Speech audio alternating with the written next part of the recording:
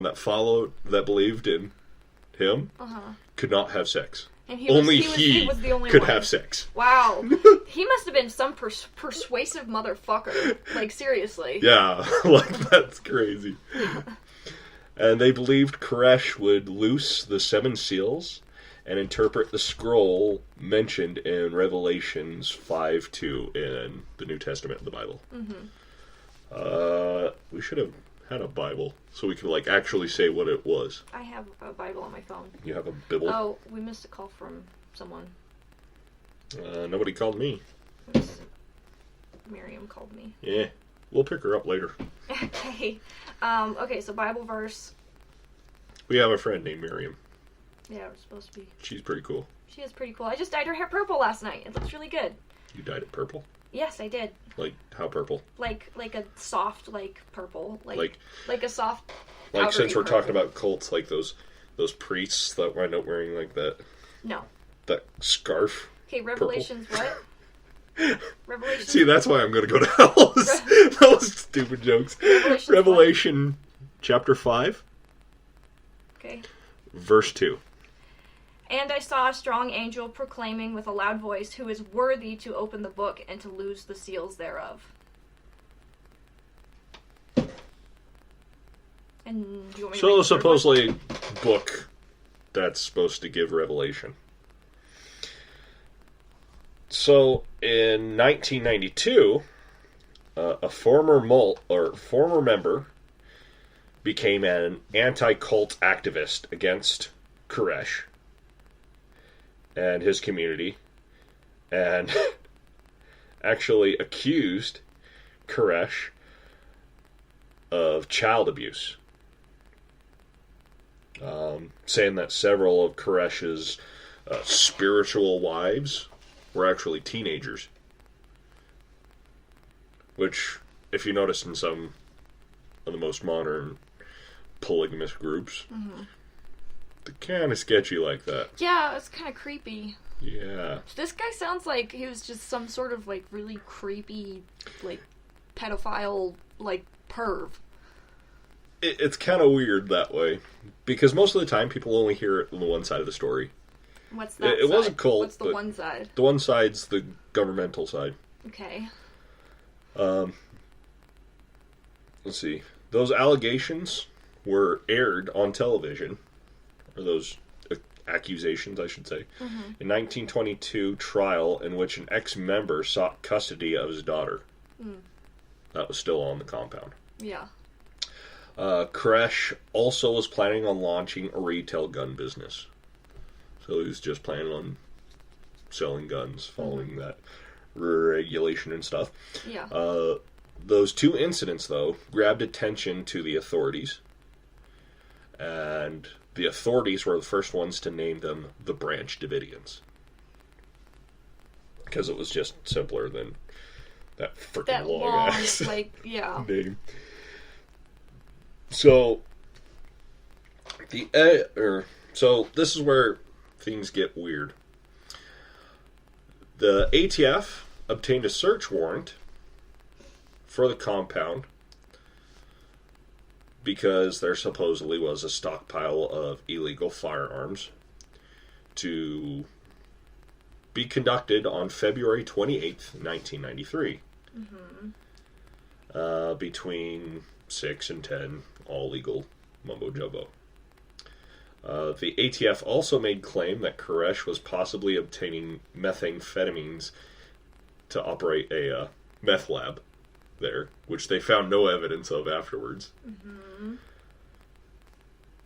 But it was also to help cover themselves up on another end, which was proven false. What other end? We'll get to that in a second. Okay. The plot thickens. The plot thickens. My anticipation is So, killing me. For this, it's to help obtain actual military assessment under the war on drugs, which was done by, what's his name? President Ronald Reagan. Started the war on drugs. So, let's go back to this. So, along with this accusation, they not only didn't do the warrant on the day, they did it the day before. So they were just a little too eager. Hush! Hush. Why is it every time we're live you want to bark at something, buddy? You hush your face. Hush your face. Anyway, so they just kind of jumped the gun. They jumped the gun. Yeah. They defended themselves in this gun jumping situation. Yeah. And there was a small firefight, in a sense. Yeah. Where one of the members, or of the siege members, actually died. Oh, jeez. He tried going through the window and point blank to the head. Oh, just shit. Jeez. So it was like instant. That's intense. After that, they were kind of at a standstill. And that's when good old Koresh did kind of a stupid thing. Oh, what did Koresh do this time? Went into this big garage that they had. And this is where they found out that they actually had a tank on property. Oh, goody. So that's kind of where the standstill started. Was the tank legal? No. Okay, well then... The tank technically was not legal.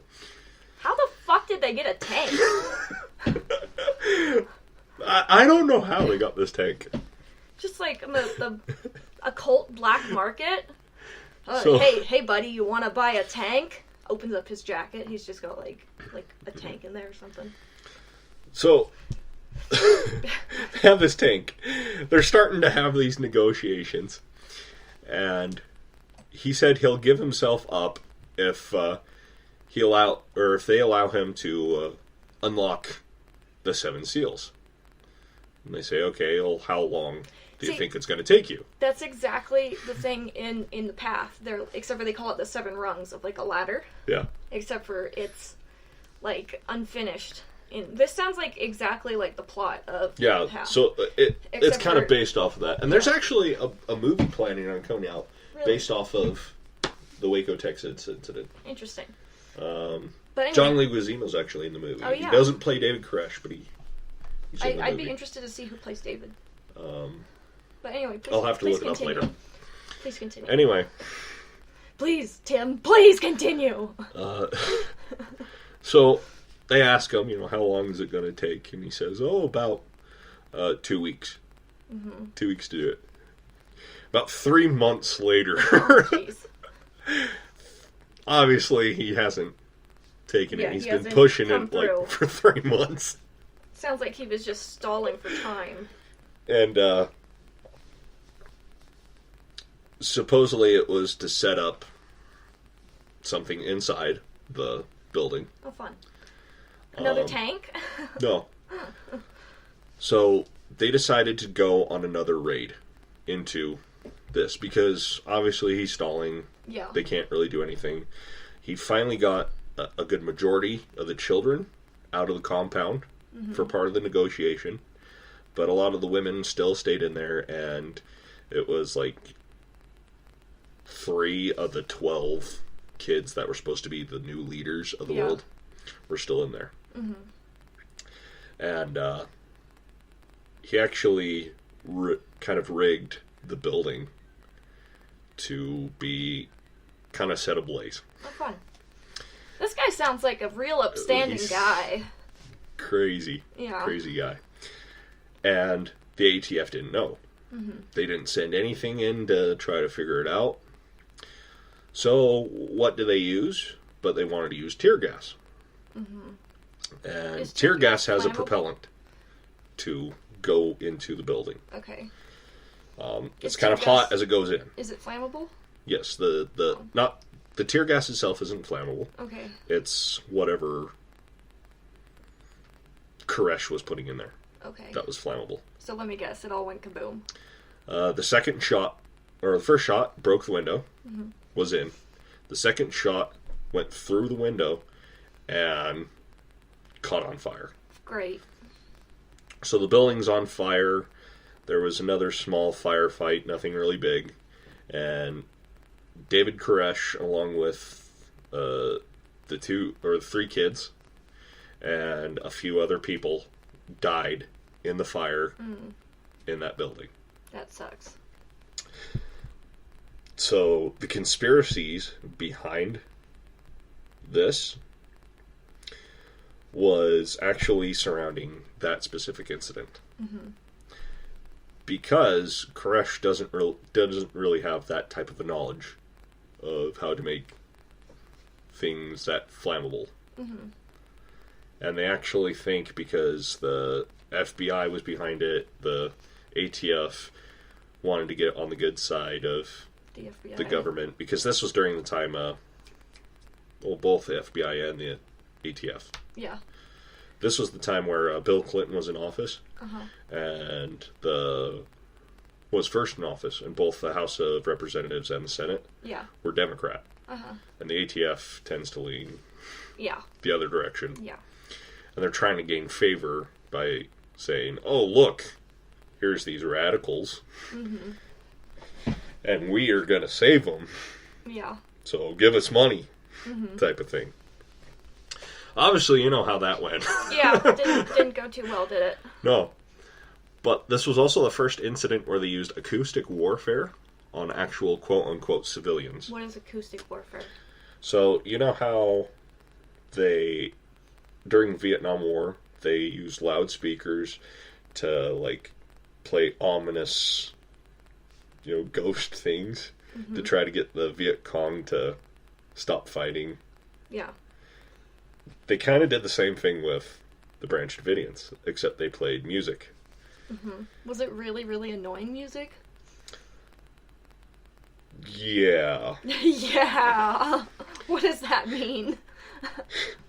So, at first they tried it with music that they would think, oh, this is heathen music. Heathen music, like it is rock and roll. It is heathen music. It's the devil's music. It is the devil's music. Oh my god, it's the devil's music. Anyway. Save your children.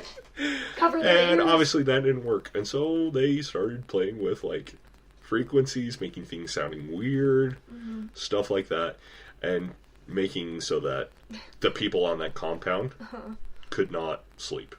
Oh, well, that sucks. That's like a different type of Sleep warfare. deprivation. Yeah, sleep deprivation. But nevertheless, they used acoustic warfare for sleep deprivation so that this can continue. Yeah. But one of the leaders, or the head of the FBI investigation, when she was put onto that investigation, she was only 3 weeks into being the head of the FBI. So you think or head of that. I think it was thing. like a little gun-ho sort of thing. Yeah, like she was trying to prove herself. Super gun-ho.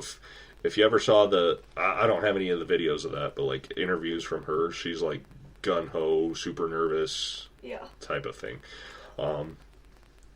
The local military wanted more funding as well, so there was all that sort of stuff. But that's kind of the conspiracy behind this situation was Koresh fully in the wrong at it. They actually proved that the child abuse accusations after the incident was actually true from eyewitnesses of the people that were in the cult. In the compound? In the compound. Along with the children themselves. So yeah, it was super, super duper sketchy. Super duper sketchy. But I'm gonna put that on a t-shirt. Super duper sketchy. Super duper sketchy, eh? Oh boy. Oh boy. Super duper sketchy, eh? Hey. I also want to put the phrase intense. That was intense on a t-shirt with an arrow pointing into tents. Like 2 tents, like camping tents. There was also a weird ass conspiracy. Where it like smells like bullshit conspiracy. Does it have teleportation? No. It was the thought that well, then it's better David Koresh Love's path was pyrokinetic. What does that mean? So pyrokinetic means you can start fires with or you. become